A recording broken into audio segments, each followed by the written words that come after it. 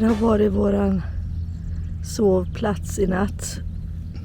Idag är det söndag och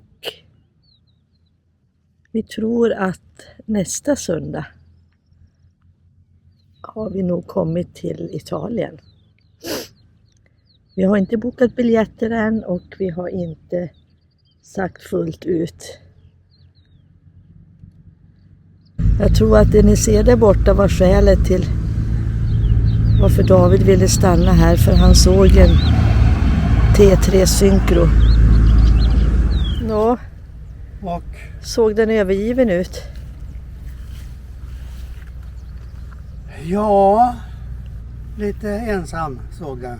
Ja, men såg du som det har varit någon där nyligen? Nej. Det gör ont i ditt T3-hjärta.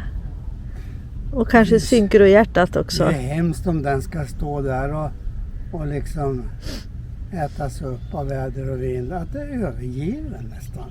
Ja, Då skulle jag ju gärna ta hand om den. ja. Problemet är vem skulle köra hem den då? Ja, det blir väl du då. Ja. Ja, så är det. Vi vet inte och vi kommer inte få veta. Och nu drar vi vidare, va? Ja, det gör vi. Uppåt, norrut. Ja. Vi hoppas att det här blir en bra dag. Och får se var vi hamnar innan den här dagen är slut. Så vi hoppas att ni följer med oss. Det gör ni, va? Ja. Alltså det är ju de här små samhällena, byarna som tar ens hjärta. Och som gör att man längtar hit igen. Det är så charmigt. Det är så mysigt. Och sen har jag sagt det väl 100 gånger. Det är liksom inte... Det är inte stress på samma vis.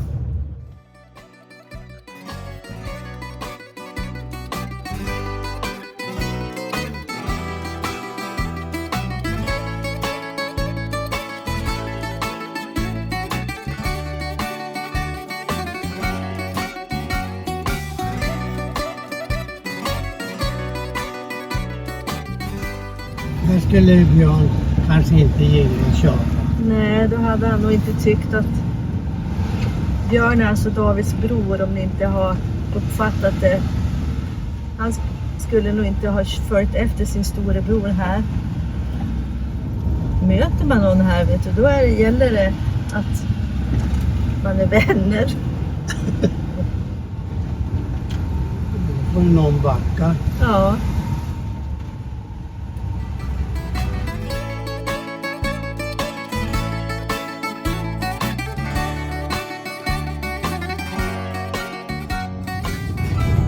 Det här är liksom den rätta vägen och den kunde vi ha tagit från byn också.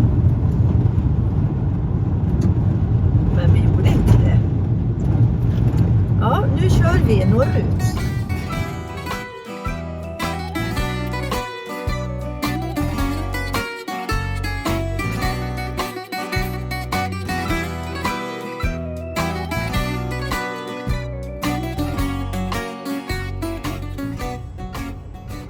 Vildsvin eller? Ja.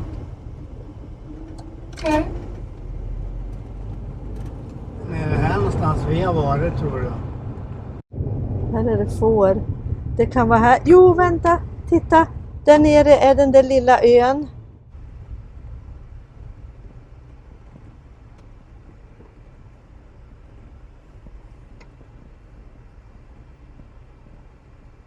Åh, fina. De är lite smutsiga. Titta, de står och väntar. Ja, de har lite där står och trafik. pinkar här. Ja. Det är klart att man får göra det.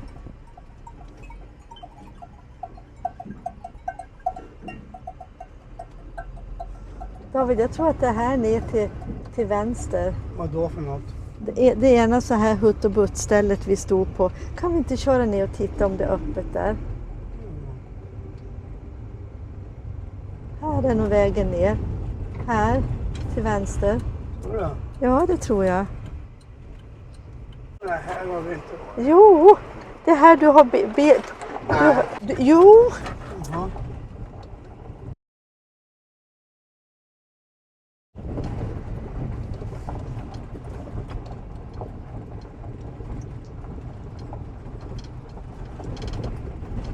Det här du har bild på bussen när du kör upp för. Ni hör, vi är inte alltid överens. Fast jag börjar tvivla nu, men det ser inte ut så till höger. Jo, men det var ju något hus där också. Jo, det där är stranden. Sedan vänster på den första gatan. Där är stranden. Känner du igen det, Nej, David? men alltså Nej, men stranden tog ju slut. Ja, det gör den där borta. Ska vi få se. Men det går ju upp en väg där. Det gör det inte. Det går ju alldeles nere vid vattnet. Ja, det var vi, men vi ska se. Fortsätt. Ja, men alltså, den där ön där. Ja, den var där. Fortsätt. Ger du dig?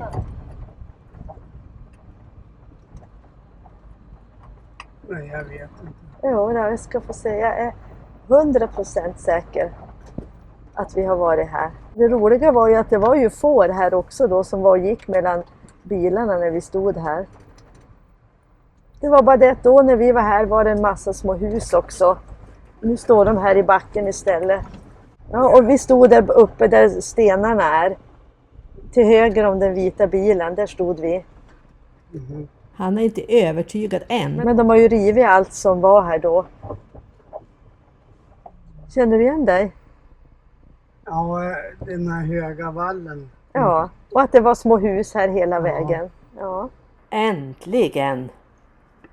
Och den stora bilen har kört ner här, det är ganska bra gjort. Ja. När vi var här sist, som inte vi vet riktigt vilket år det var, då var det vi de enda husbilen som stod här och sen var det en massa små hus efter stranden här. Och vi fick höra att det här var privat mark, så det var inga problem att stå här. Så vi blev väl mottagna av alla greker som hade sina små hus här. Nu var det bra att ljudet var, för nu hörde ni inte vad David sa. Jag minns att jag badade här sist, för det var så fint vatten. Men det var tvärdjupt och jag är ju lite harig. Ja, men idag är det inte så djupt. Nej. Ja, men jättekul. Vi njuter. Jag vet inte om vi stannar här, men vi ska i alla fall ta förmiddagskaffe här. Men nu såg vi att det stod en husbil här. Så då åkte vi ner. Och som ni hörde så var vi lite osäkra, i alla fall David, på att det var rätt. Men jag kommer ihåg att fåren var här, så att kanske inte samma får. De har väl vuxit och blivit större. Det här var väl festligt, David? Jag väntar på choklad nu. Varsågod. Tack. Det här var väl kul att vi hittade den här platsen. Kul att uppleva. Ja, det var. Men vi minns det just för den här lilla ön. Och det var det kristallklara vattnet. Och när vi campade här på kvällen så hade vi alla de här fåren som gick omkring här. Kommer jag ihåg. Ja, ni ser, ibland så är det roligt att besöka gamla platser också. Det är liksom en särskild känsla för det. Den här gången stannar vi inte, utan vi kör vidare.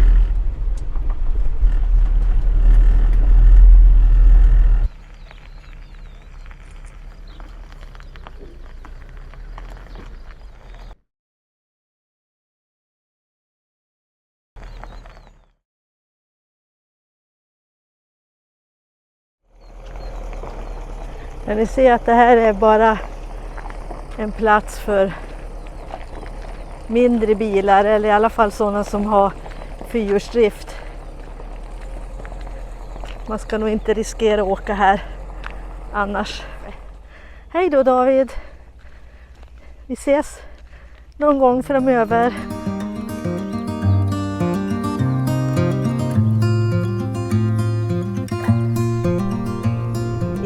man hade alla appar som finns idag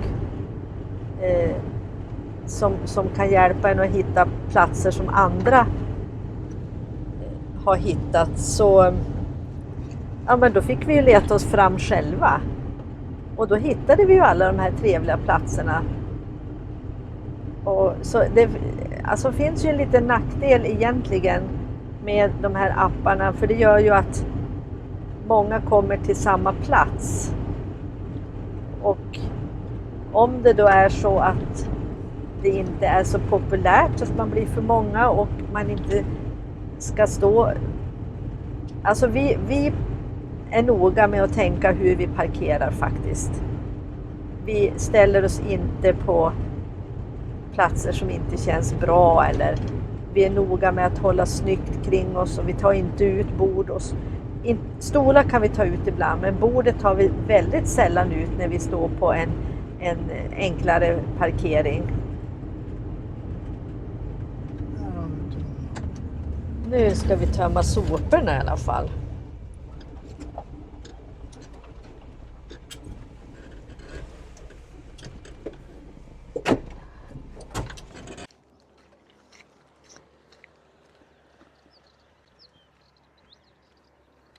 Det är ju så här också att det mesta är bredvid tyvärr. Men vi slänger i våra sopor här i alla fall. Det blir nog bra.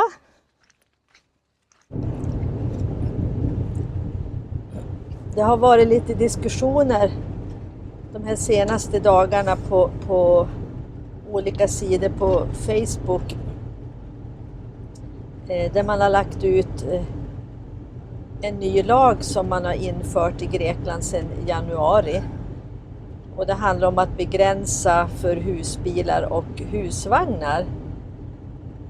Och jag ska inte gå in på det, för det är flera som har gjort.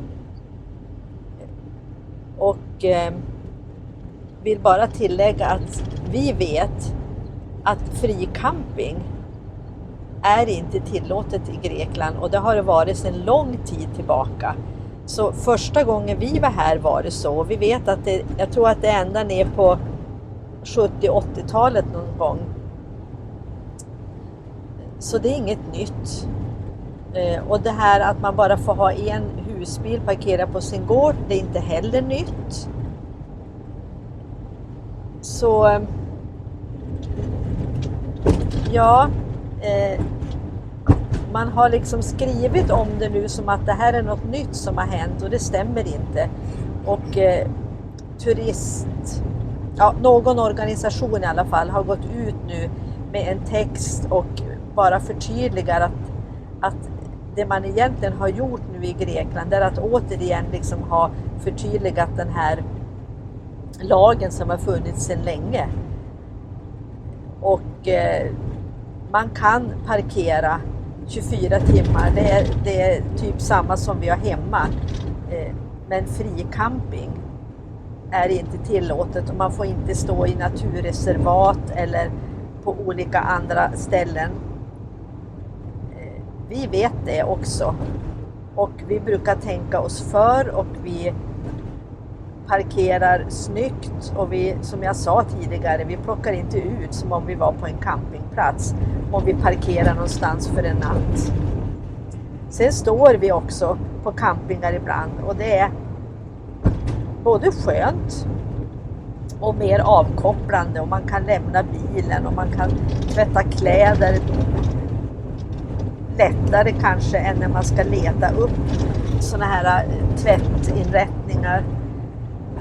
Så det finns många fördelar med det också. Så det gör vi lite titt som tätt, så det är inte nytt. Men det har uppfattats av många som att det har blivit väldigt, väldigt hårda begränsningar. Vi vet inte än var det här kommer att sluta, och vi har inte sett någonting av det här än. Nu hittade vi en ny väg igen. Där på Mellis i vattnet där nere, och där på andra sidan så är Lefkas eller Lefkada. Nu är det en sån där väg där det är ganska skönt att det är buskar emellan. Så man slipper se hur brant det är på yttersidan här. Vilken utsikt!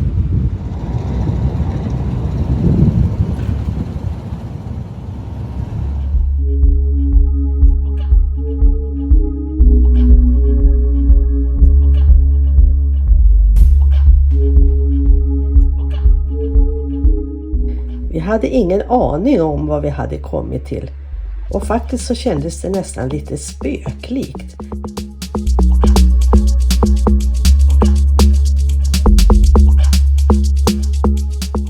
Med alla de här ruinerna och tomma husen och inte ett livstecken. Vägen gick alltså på den sydöstra sluttningen av berget Sterna och på väg ner mot havet igen. Den här byn är helt öde. Det är 2 kyrkor som finns kvar här.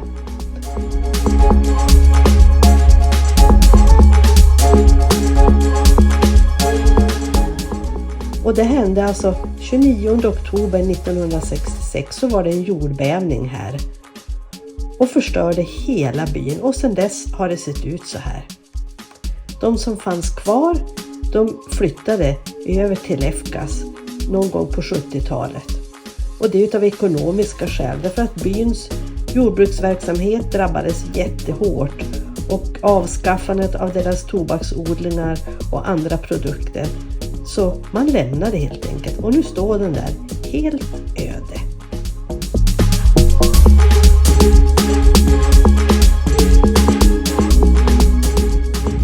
Nu först har vi sett lite liv faktiskt.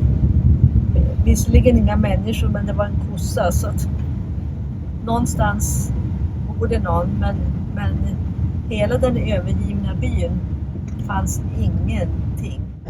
Ja, vi kom ner till ett litet samhälle och nu ser ni att nu är ju vägen vanlig igen. Så nu har vi inte så där otroligt långt kvar till där vi kanske kommer att stanna i natt.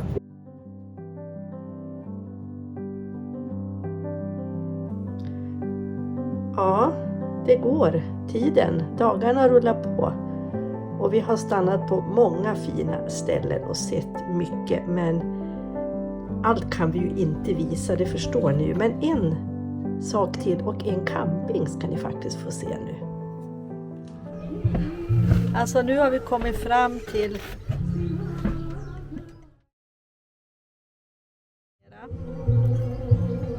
och vi har varit här förut och tyckte det var supermysigt. Alltså jag måste berätta något. Jag var uppe på toaletten på det här fina nya servicehuset och så hälsade jag så glatt och vi tyckte det var fint det hon höll på med, en dam här vid restaurangen. Hon planterar blommor och hon lägger stenar. Och nu när jag kom förbi en andra gång så vinkade hon mig till sig och sa jag skulle komma och så började hon göra ordning en blomma och jag fattade inte riktigt, är det till mig? Och det var det. Och nu ska jag hämta den. Här är alltså restaurangen och här är så fint hon har gjort. Lagt stenar. Här ligger det stenar. Jättefint. Och här har de lagt stenar. Restaurangen har inte öppnat än för i år, men det ska öppnas. Åh! Så mycket fina blommor. Så fint. Och sen har hon gjort blommor till mig. Jag fattar ingenting.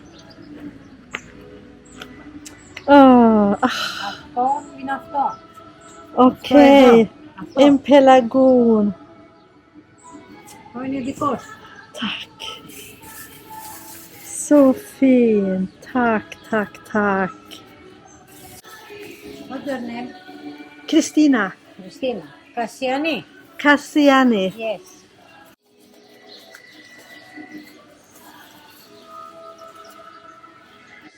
You work here? Here, restaurant? No, I guess. Ja. Thank you very much. Ah.